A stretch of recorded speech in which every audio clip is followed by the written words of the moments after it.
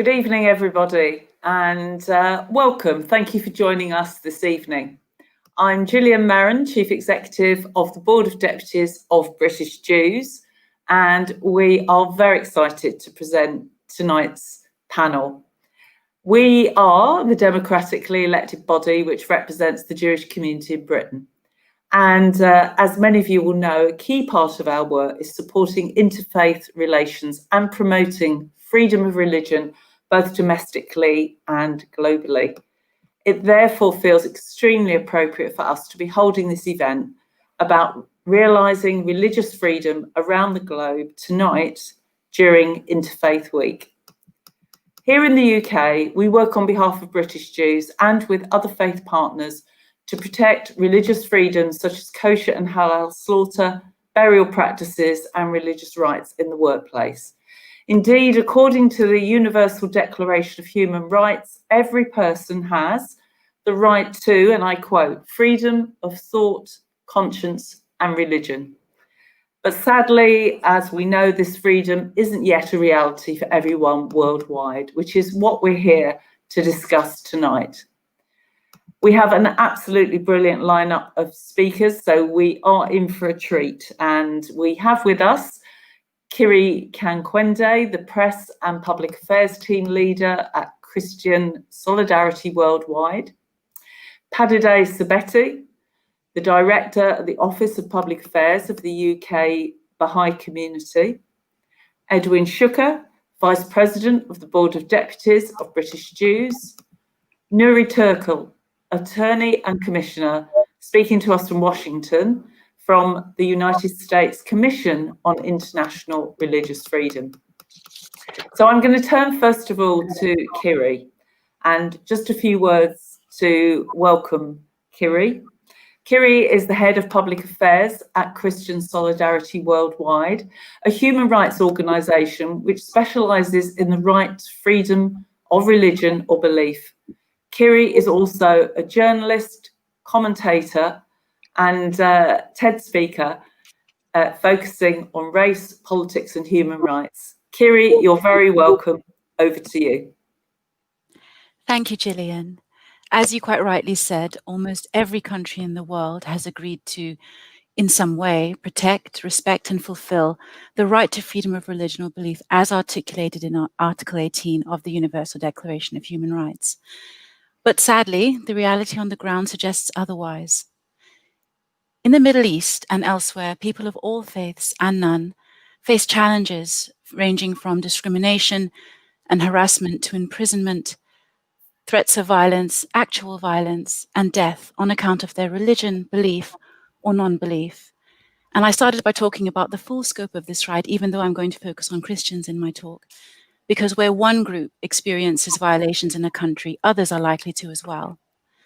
And CSW advocates for freedom of religion or belief for all faiths and none, because we believe an inclusive approach is the most effective way to counter it.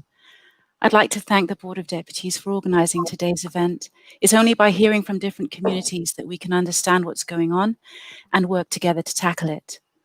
Life for Christians in the Middle East, many of whom come from ancient communities that have lived in the region for generations, is increasingly difficult.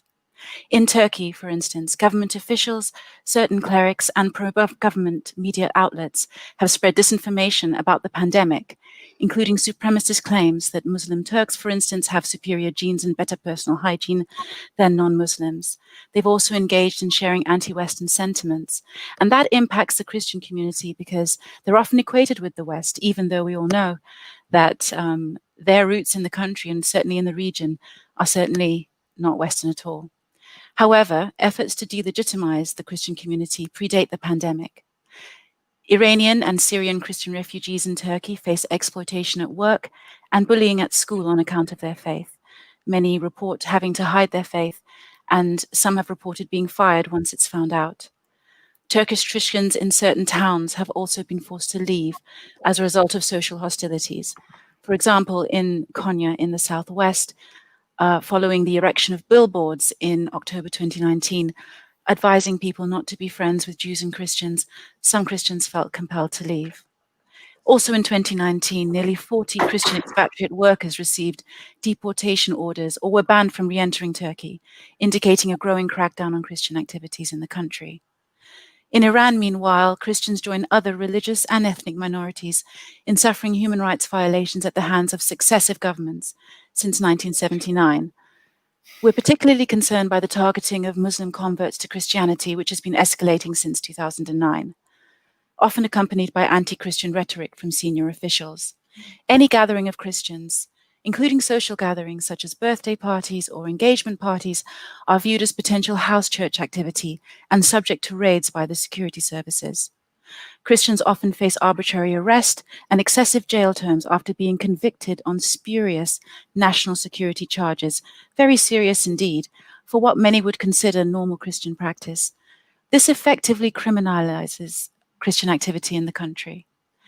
The gap between the law in the land and the situation on the ground is also visible in Egypt, where, despite being recognized under the constitution, Christians, particularly in Upper Egypt, face official and societal hostility. We receive reports of everyday discrimination, attacks on churches, the kidnap and forced marriage of women and girls, and opposition to church construction. Even where Christians may have permission to build a church or to renovate one, there's often local opposition, and they are either forced to abandon the project or to modify it in some way, such as not including a bell, for example. In Syria, as a result of harsh treatment in areas controlled by Islamist militias, religious minorities have been forced to flee, rendering some areas religiously cleansed. The murders and disappearances of notable Christian clergy provided the first clear indication of a campaign targeting the country's ancient Christian community.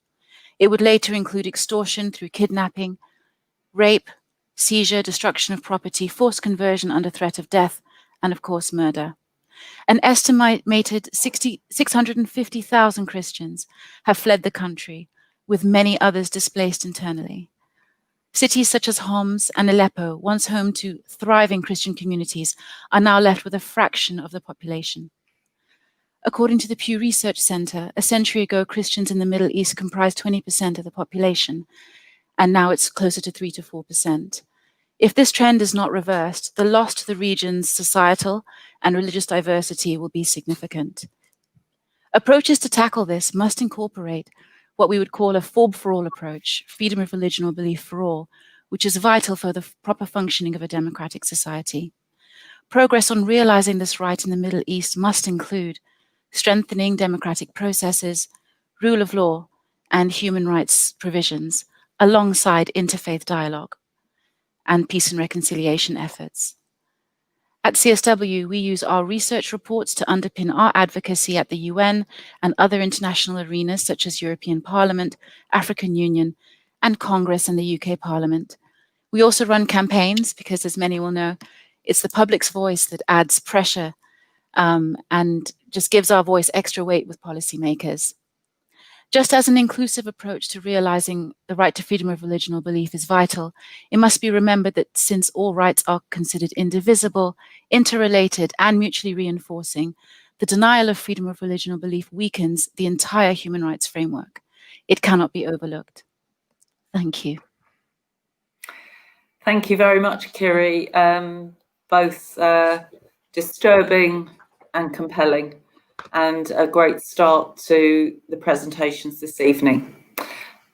I'd like to turn now to Padideh Sabeti, and by way of introduction, Padideh has been serving as the director of the UK Baha'i Office of Public Affairs since 2014. Her role includes raising awareness about the importance of freedom of belief, exploring its relationship with effective dialogue, religious literacy, and achieving a more cohesive society. Prior to taking this position, she served as the Persian language spokesperson for the Baha'i international community in relation to the persecution of the Baha'is in Iran. Padideh, over to you. Thank you, Gillian. And may I just thank Kiri for that moving account and commend CSW for the excellent work and the breathtaking range of work that they do.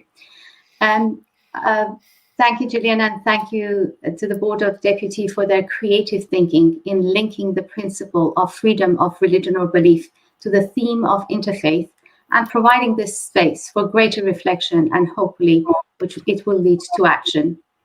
After all, without some degree of understanding and acceptance of the right to freedom to believe, interfaith relationship is either not possible or fraught with challenges. The interfaith movement, since its inception, has been evolving, and the expectation from the UK government and various organizations and some critics is that it will advance and will contribute to a greater degree of social good. So no pressure, but let's put our back into it. I have been asked to say a few words about the response of the Baha'i community in Iran to a sustained and state-sponsored persecution since the revolution of 1979. Because we are firefighting, the response of the oppressed communities is often ignored, but it is a crucial narrative that needs to be examined because it will influence the formation of attitude and subsequently will shape the well-being of the society for generations to come. And since we live in an interconnected world, it has a knock-on effect on other countries and societies like ours. Please allow me to paint a picture by saying that the persecution of the Baha'is in Iran is a stark example of violation of the right to freedom of religion and or belief. Although the Baha'i faith constitutes the largest religious minority in Iran, for more than 4 decades, this community has suffered systematically and it's been state-sponsored repression.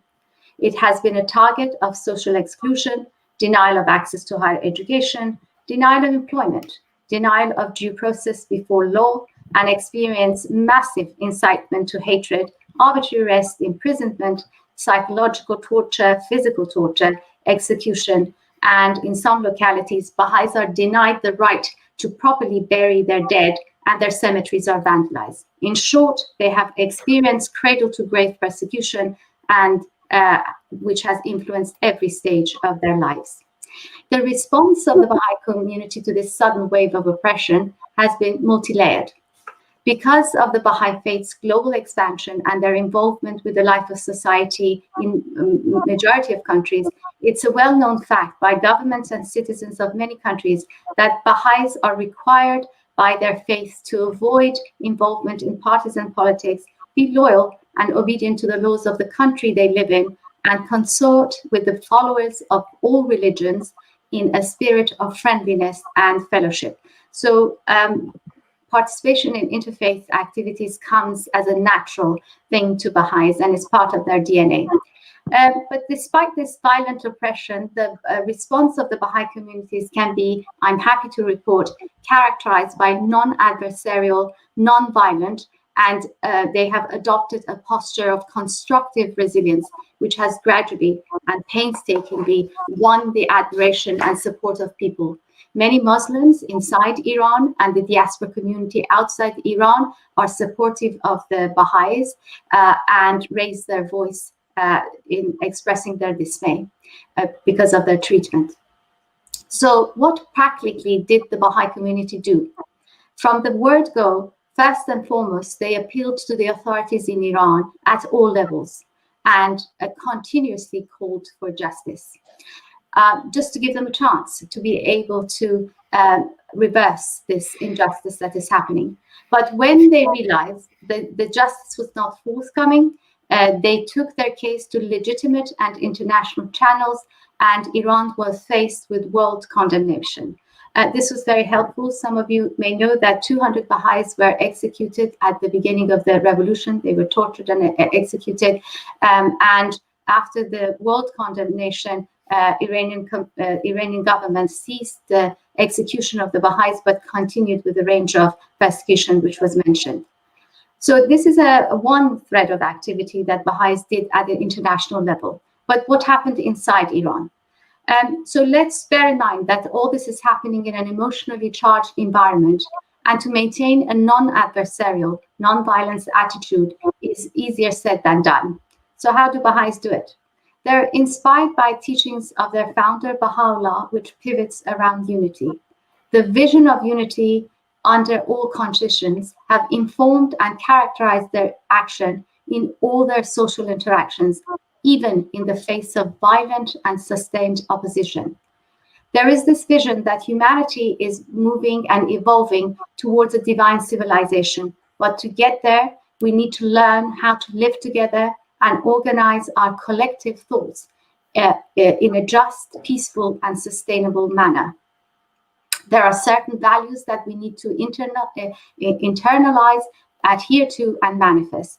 These include meeting hatred and persecution with love and kindness, and the principle of active service to humanity to improve the conditions of people irrespective of their belief and background. This vision of unity and peace does not happen magically, especially when you're under pressure.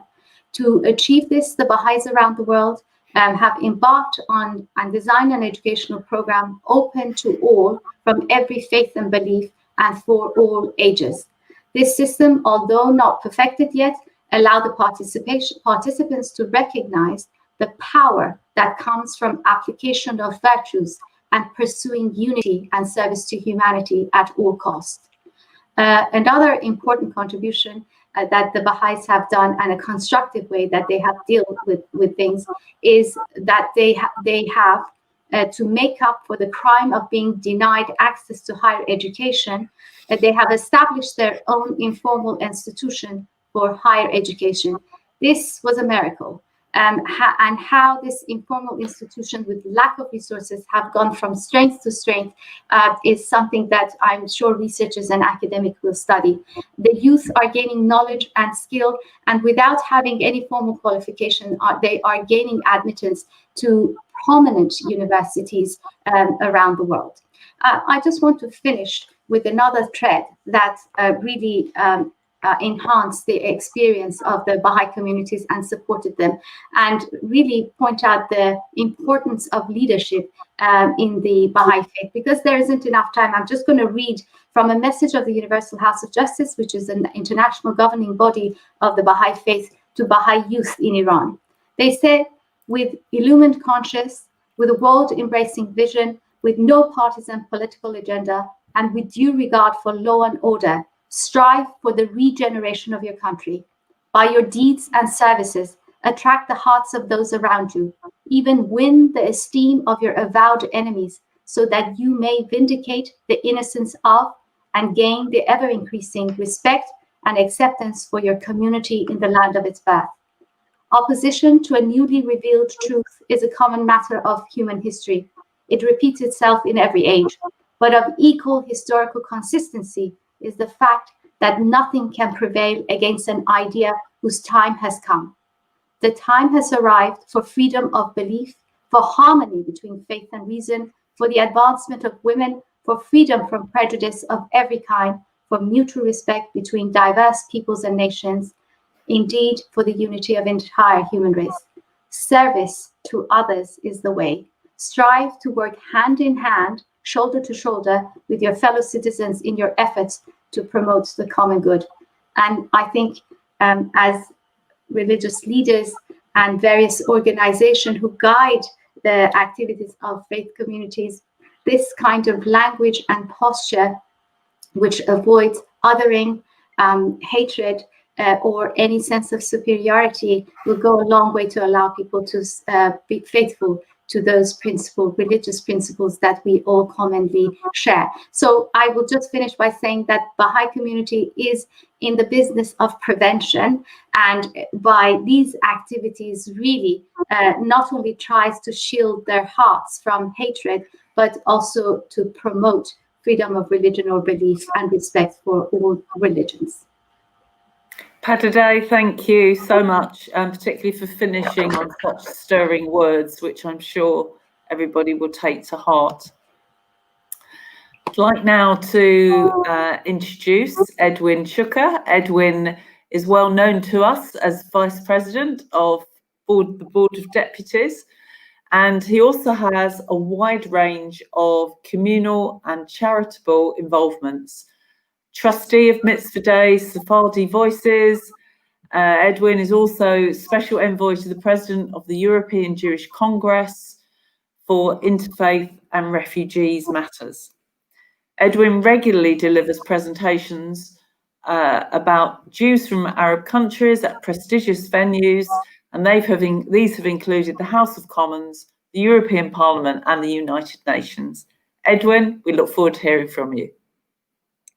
Thank you very much, Gillian, and thank you for organizing this very important and esteemed panel that I am privileged to join.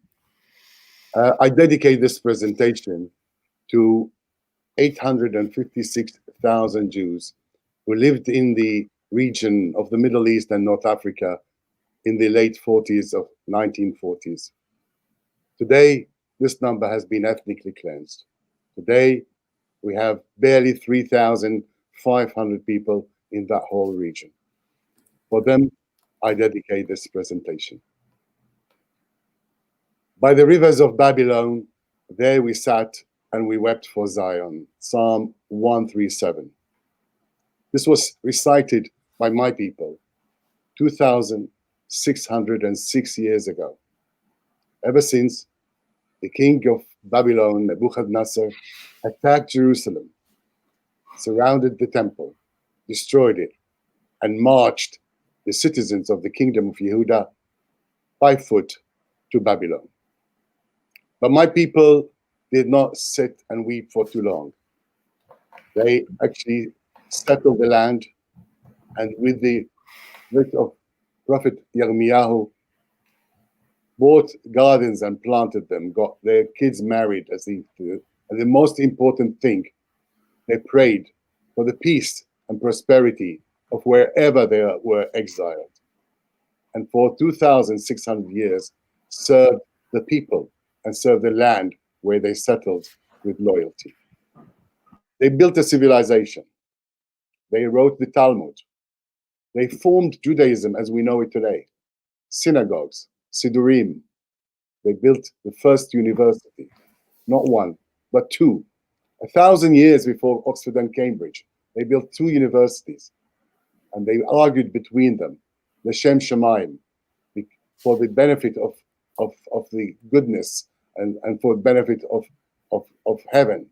So therefore, no winner, no loser, just argument.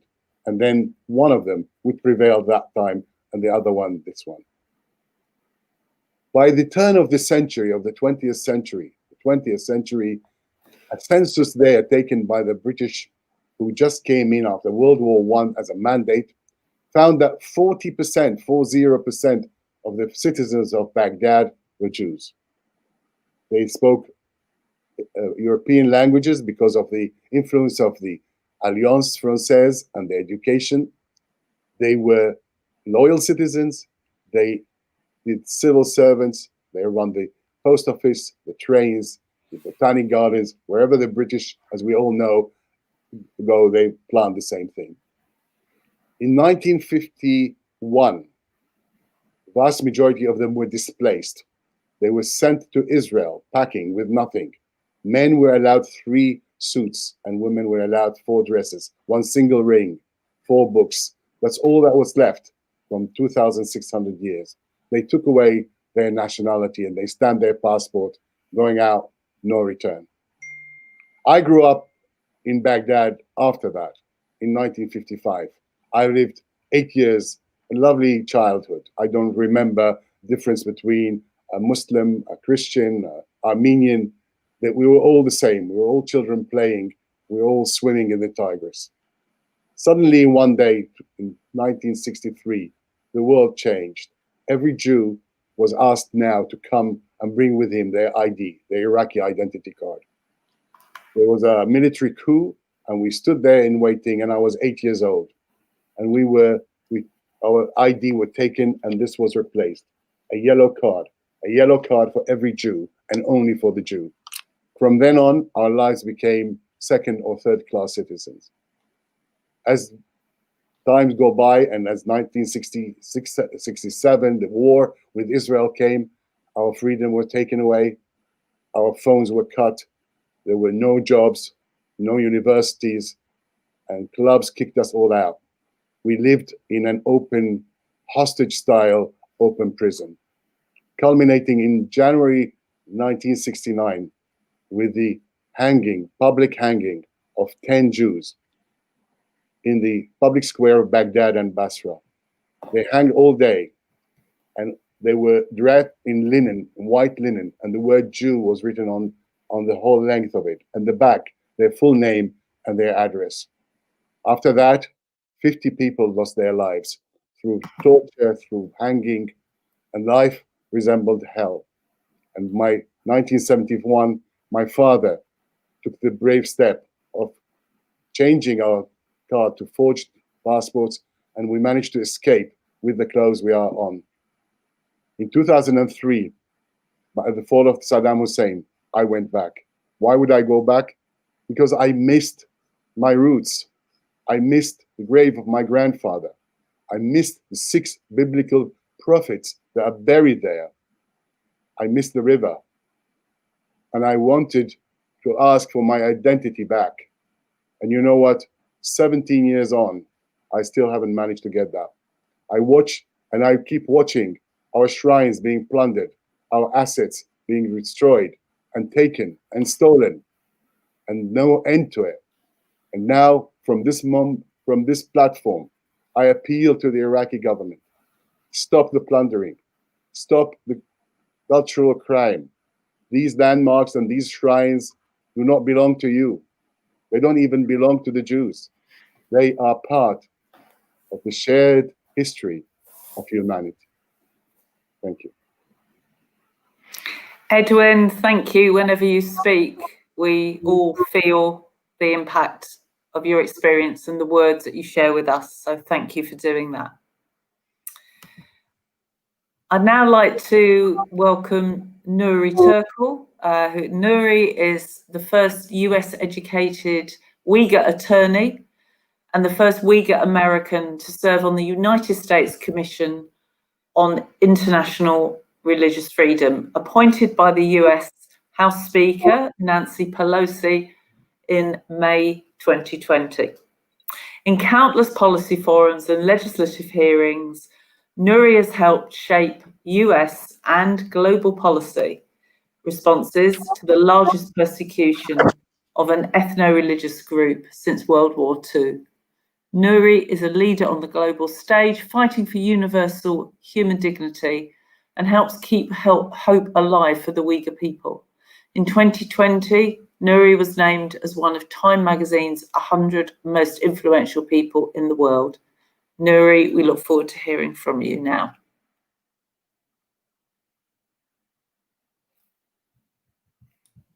Thank you so much, Gillian, for that warm introduction. I am grateful to be part of this important discussion on religious freedom. And I'm particularly grateful to the board of directors for British Jews to shining a light on religious freedom issues, particularly the religious persecution of the Uyghur Muslims in Xi Jinping's China. Before we begin, please allow me to say a few words about the organization that I'm representing, the United States Commission on International Religious Freedom, that has been raising the alarm for a long time about the religious freedom violations around the world. USCIRF it's an acronym for the organization. It's an independent bipartisan government body created more than 20 years ago by the International Religious Freedom Act of 1998. Our mandate is to monitor religious freedom abroad and to make policy recommendations to the President, Secretary of State, and Congress. Our work is led by 9 commissioners appointed by President, the Republican and Democratic leadership in the House and in the Senate. Through the initiatives like the Religious Prisoners of Conscience Project, known as RPOC, USCIRF commissioners have advocated on behalf of specific individuals imprisoned for their religious affiliation or advocacy. Many of you may have been aware of or read our annual report, which covers countries that we recommend the State Department either to designate as a country of particular concern or include in a special watch list. Today, I am asked to discuss the Uyghur atrocities in China.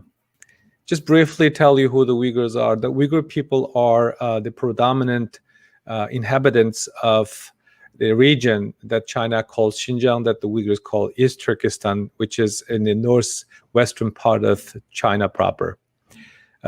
It makes 1/6 of the China's territory. It is 4 times the size of California and the size of Western Europe. The Chinese government officials' statistics report indicate that the population is around 12 million. But the Uyghur people dispute that figure. Uyghurs have established a short-lived republic twice in history, 1933 and 1944. With Stalin's help, Uyghurs' homeland fell into the control of Communist China in 1949. And few years later, they renamed the region as Xinjiang Uyghur Autonomous Region. Xinjiang means new dominion, new territory. So a gradual erosion of civil liberties, human rights, religious freedom, and now a genocide. The Chinese government has been implementing various forms of policies that has been accurately described by legal scholars and policy scholars, policy experts, that the Chinese government's conduct, in particular in the last 3 years, amounts to genocide. So what is happening? Why there's such a dramatic change in the way that the world perceives the Chinese treatment of the Uyghurs? What began with a repression of expression of Islam and harassment of activists demanding greater autonomy. In some instances, the outside Uyghur groups demanded a separate Uyghur state, has devolved today into a violent, even genocidal policy of ethno-religious persecution. Upwards of 1 million, some people just said million, but it could be anywhere around 3 million based on the information that various organizations have been able to obtain. Even the United States government believes that the number is higher than 1 million. Nonetheless, the upwards of 1 million have been rounded up and confined within the network of concentration camps that the Chinese government calls vocational centers, more chillingly, re-education camps. Many have been subject to torture, enforced disappearances, and forced labor. Those not detained are under near constant surveillance following duplicitous programs of physical for all that collected reams of biometric data. So basically, the Chinese government has erased the boundaries between the society, the concentration camp, forced labor camp, the prison camp, even the families. Most recently, a new study revealed a regional effort to forcibly sterilize Uyghur women in order to permanently alter their regional demographics. Just last year around, the Chinese government prevented the Uyghur population growth by 24%. And now we have information emerging from the region. We're ordered to commit late-term abortions, even in infanticides, if Uyghur families exceeds their family planning quotas. So the China is a powerful actor, as that goes without saying. And after you hearing the chilling accounts that I've described to you, you may reasonably think that where is the international community? The international community has been largely mute on this issue. The China is a powerful global actor. Its influence is growing daily by operation of its global projects such as Belt and Road Initiative, its West Trade Network, disseminating irresistibly cheap goods, and its ostensibly unconditional foreign aid and investment programs. they have something called COVID diplomacy now that the Europeans are much more familiar with or experience. It is also an increasingly adept player on the international stage, particularly as it occupies a vacuum left by the United States and entities like UN Human Rights Council and now the WHO. So, so the international response on the atrocities have been somewhat lukewarm and for the most part silent, except for a few symbolic things that has happened.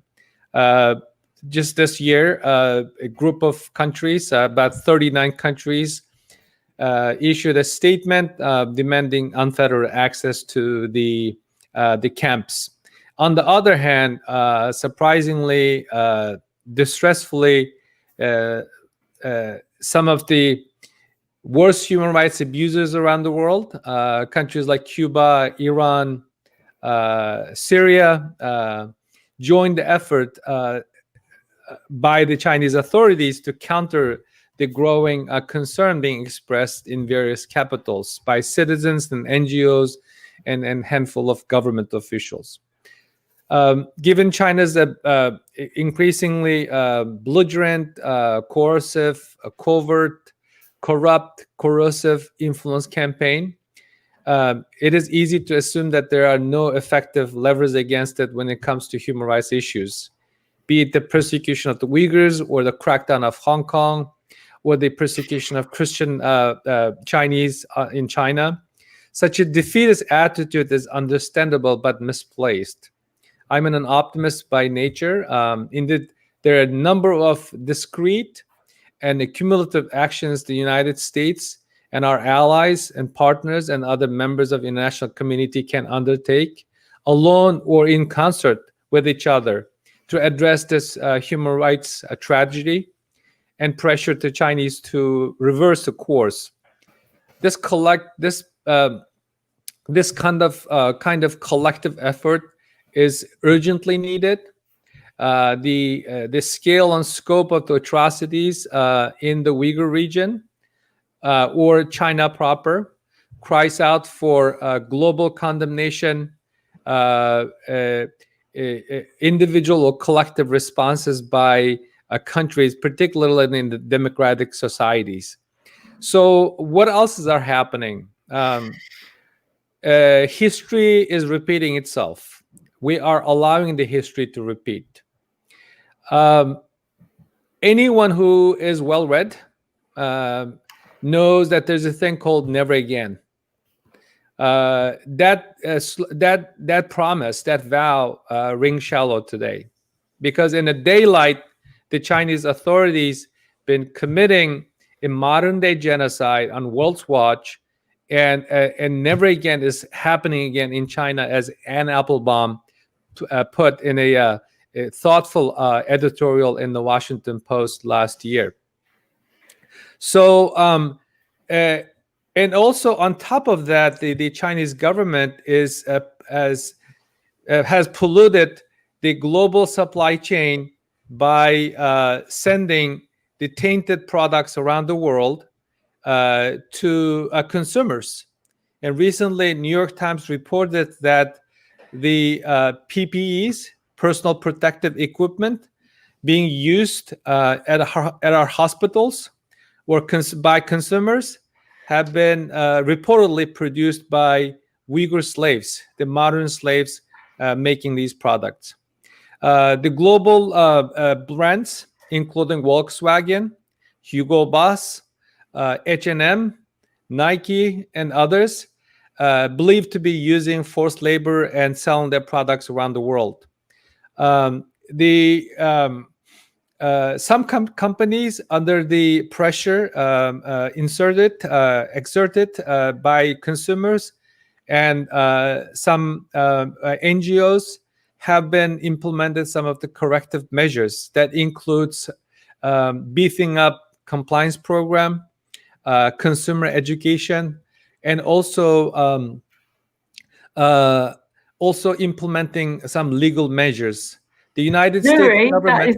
If I could just hold it just there, because I I've got a question which I think will chime in very much with what you said. So if we could just perhaps hold here so that I can draw everyone else in. But your comments and your description of the situation of the Uyghurs is disturbing and very current, and we thank you for the introduction.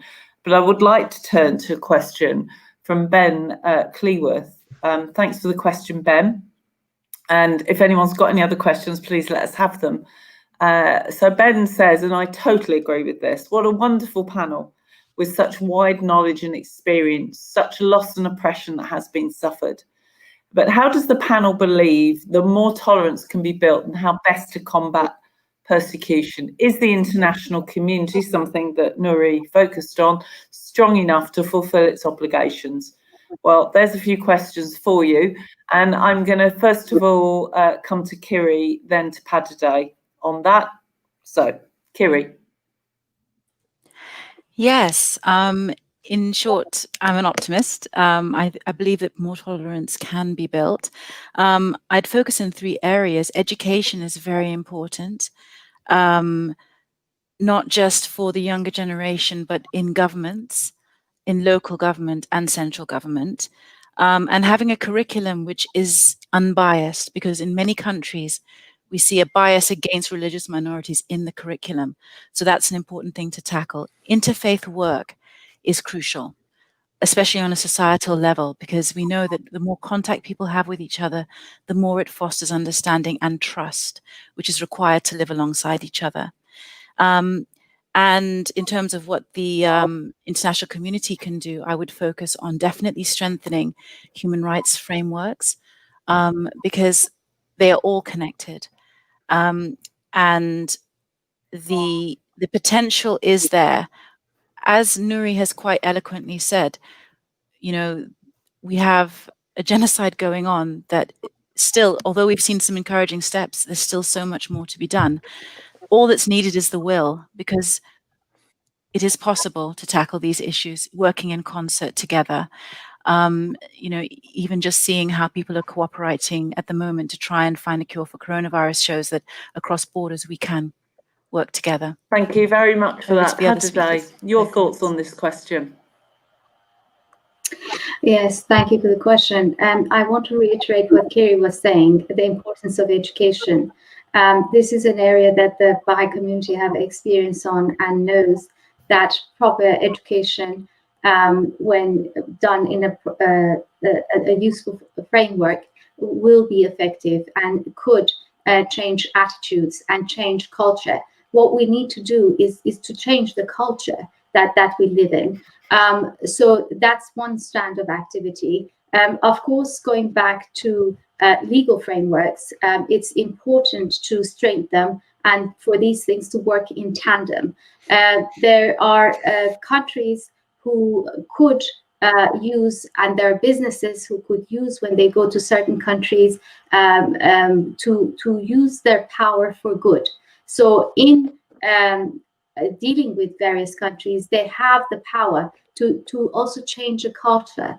And normally some countries, when a delegation from a government goes to a country, the trade delegation goes and has some representatives from the Human Rights Department. And that has been a useful approach. So this separation of interests, you know, it's something that we may need to look at it and see how we could use. Thank you very much for that, Padade. And I'm going to turn to Edwin now.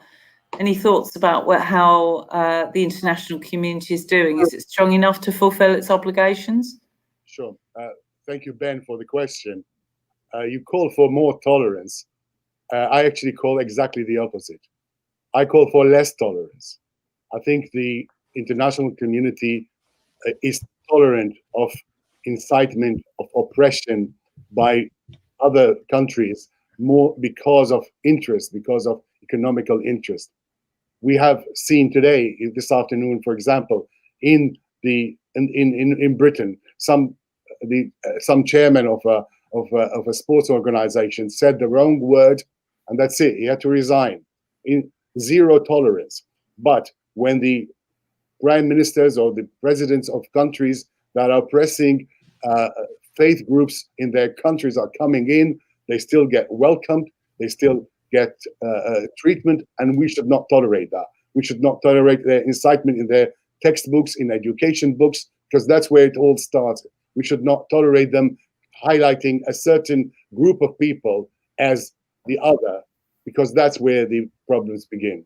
So let's call for less tolerance of such behavior, and let's unite together all faith groups, because an attack on one faith group is an attack on all faith groups. Thank you very much, Edwin. Very true. And Nuri, international community strong enough to fulfill its obligations? You were referring to that in your opening comments. Yeah, not at all. Not at all. That's precisely why the United States government, in particular, refocusing on religious freedom. United Nations has failed miserably to fulfill its obligation, even though what the United Nations Charter specifically mandates the UN to tackle religious persecution.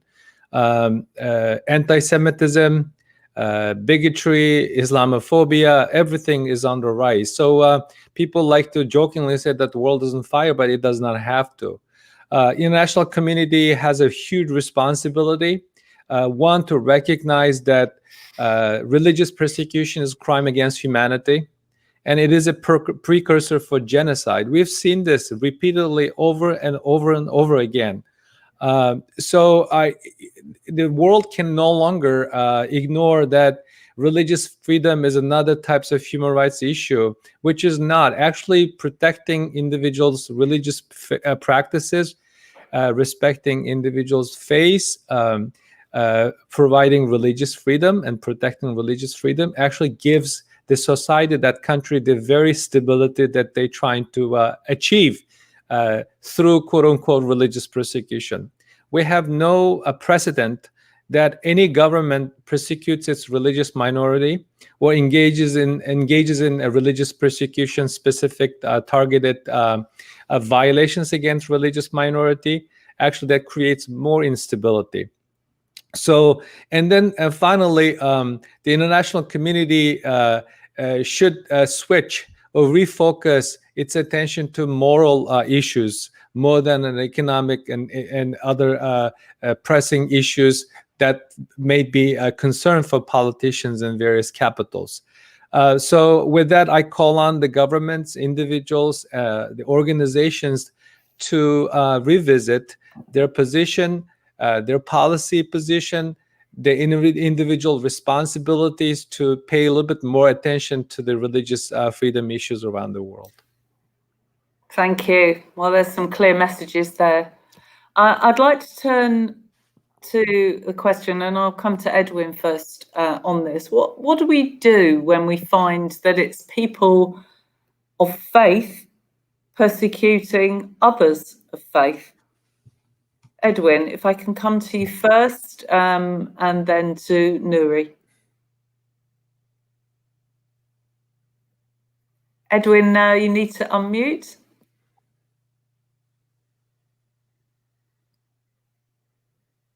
Can't hear you.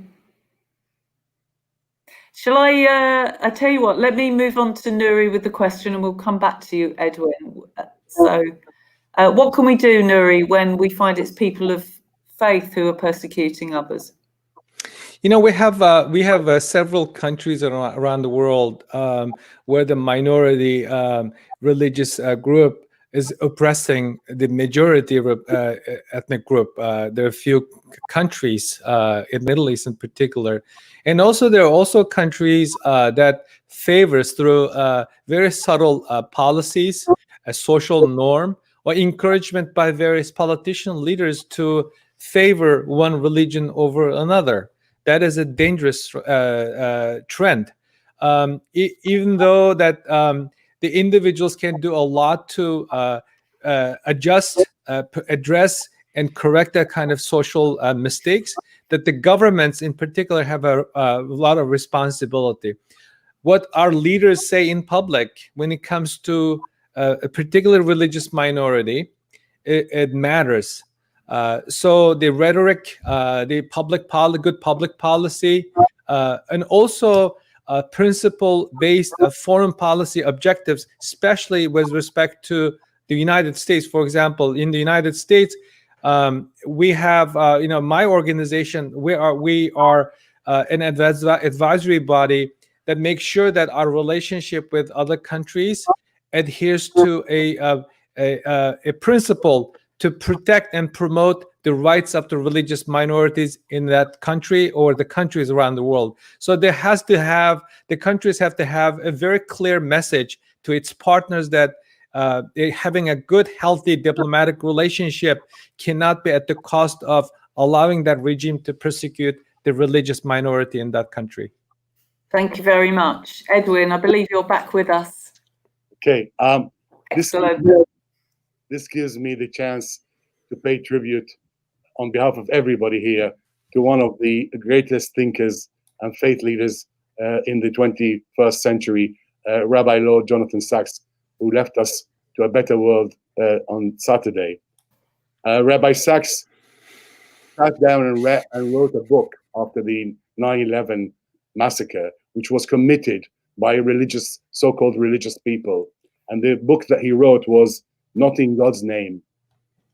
I suggest that everyone, I read it twice, and I suggest we all read it, because that is what comes out of it is the hypocrisy of actually killing in the name of a God.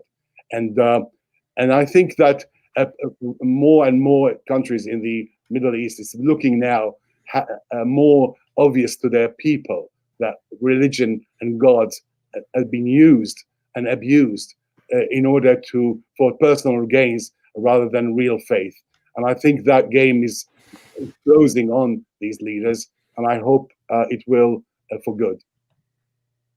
Thank you very much for that, Edwin. And Kiri, your thoughts on this? What do we do when we find it's people who are of faith persecuting others? I mean, I would agree with everything that Edwin and Nuri have said. I think that faith leaders in particular have a role, and Rabbi Sacks was amazing in that regard in terms of showing that leadership. I think that especially where you have these different authorities, for them to speak out and say, this is not how we do things, not in our name, it can go a long way, because the justification often offered is that it's holding to the tenets of a faith. And if faith leaders speak out and say that that is not the case, then it makes a great difference. And also leading on the ground, that's on a global scale, but on a smaller scale, individual leaders in their faith communities, in their communities, building bridges with those who are different, building bridges with other communities, and taking their community along with them can be instrumental in turning the tide. Thank you very much. Padade, people of faith persecuting others? Yes. I think there is a need for greater religious literacy and gathering of faith leaders together to actually look at their internal language and how they promote their own religion in respect and in relation to other religion. Sometimes the kind of rhetoric that promotes superiority, it's hardly useful for followers of the faith to form and to express their informed opinion about others. When I mentioned the word religious literacy, is because our society has really forgotten how to sit down and talk about their beliefs, and we have lost that skill. But if we promote greater interfaith relations, and people learn how to sit down and talk about their many difficult questions and many challenges that they have, but in a peaceful manner, then we will basically build the foundation for greater interfaith interaction. I think interfaith in the Middle East, you could see interfaith is finding a new life in certain Arab countries. We could see the blossoming of that happening and bringing people of various faiths together. So there should be systematic, perhaps even with the aid of the United Nations, to promote certain programs that involve faith leaders to guide, to assist and encourage the followers of certain faiths to participate in these forums where it could bring people together. Because when you see people eye to eye, when you learn about their beliefs, you're less likely to express animosity, and you will think twice, because these are all our friends. And this is what we experience in this country, engaging and interacting with people of different faiths, and finding the language to be able to express its views, but in a respectful manner. Thank you very much. Don't ask me where the time's gone, but it's going very fast. So we are moving to our last question. I'm going to turn to a question from Sheldon Stone. So thank you very much, Sheldon, for this question. And I will invite Edwin, as he missed out last time in starting first, to start first this time. So the question is in relation to the Uyghurs. And the question is, shouldn't the democratic nations take their lead from the USA's Uyghur Act, which sanctions responsible officials, state and non-state entities who are complicit in the genocide, and restricts trade or collaboration with the companies or institutions that have roles therein? And then an additional interesting question, what about pressure to move the Winter Olympics from Beijing? Edwin. Well, I would only say I totally agree, because I appreciate what Sheldon, not just now, but has been taking on this subject, and he has actually been. I am a student of what he says about this subject, and I greet him and thank you for that question, which is I totally agree with it. It's more rhetorical than and he has just set here what needs to be done in Iraq across the world. Thank you very much, Edwin. I'll come now to Padade, and then Nuri, and last but not least, Kiri. Padade. I'm personally a fan of the type of sanctions that are not adversarial. They're not belittling the countries, but they are building the kind of relationship. And I think what will be helpful is to have see countries, where are they coming from? What is their baseline of understanding of those democratic values and human rights values, and gradually set benchmarks which are achievable, and in a spirit of love and accompaniment, gradually raise their abilities to be able. And I say this with great understanding that people are suffering, but we need to base it on understanding human psychology and how we could work better with these countries. But definitely there are certain types of sanctions that work better. And I agree with Sheldon about the use of businesses, that they could be a force for good if they orient themselves in that direction. Thank you very much. Nuri. I would say yes. Adding one more addition to that policy recommendation, calling those actors out is also very important. Some government, actually, most of those human rights abusers were the leaders designing, implementing religious persecution policies, care so much about how they've been portrayed in the international community. And also, following that should be targeted sanctions, as the United States government has done. The countries with the Global Magnitsky Act should implement it. If you don't implement, just to have a policy or have a legislative mandate makes you feel good, but it will be meaningless. So the United States government effectively utilized the Global Magnitsky Act, going after a large business entity, a paramilitary called Xinjiang Construction Production Corp, that been added to the sanction under the Global Magnitsky Act. That company has that entity has 800,000 shell companies around the world, controls much of the cotton resources. So that's been effective. And also at sanctioning human rights abusers is another aspect that could be considered. Finally, the companies focusing on businesses also is important, but also educating, informing the business leaders as well as the employers in the employees in those businesses can be very powerful. I can imagine that if Silicon Valley engineers tells their company executives that if they stop helping country ABC with surveillance technology monitoring religious minority, then I am not with you. It takes a lot of effort, a lot of energy to train a skilled engineer, a designer. So the employees also have a huge responsibility to force their companies to get onto the right side of the history.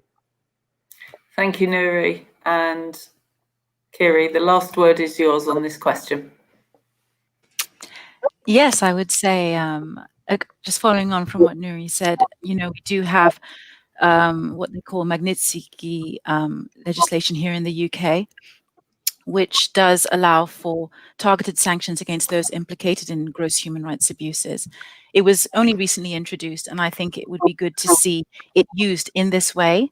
And I know that the European Union is working on their own version.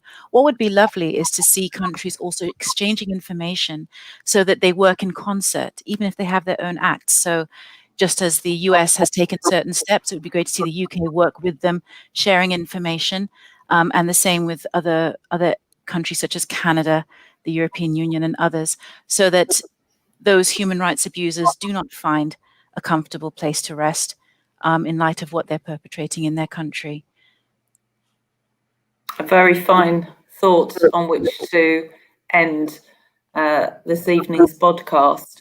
And we were promised insight, we were promised feeling, and we were promised wisdom from the panel, and I feel that we've got all of that this evening. So I want to thank Edwin, Nuri, Padade, Kiri for your time, but your input.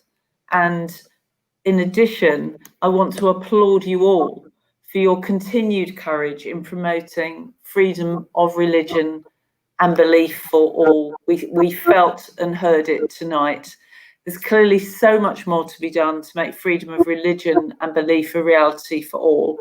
But I can say to you that on behalf of British Jews, we will continue to stand alongside you in this absolutely critical work.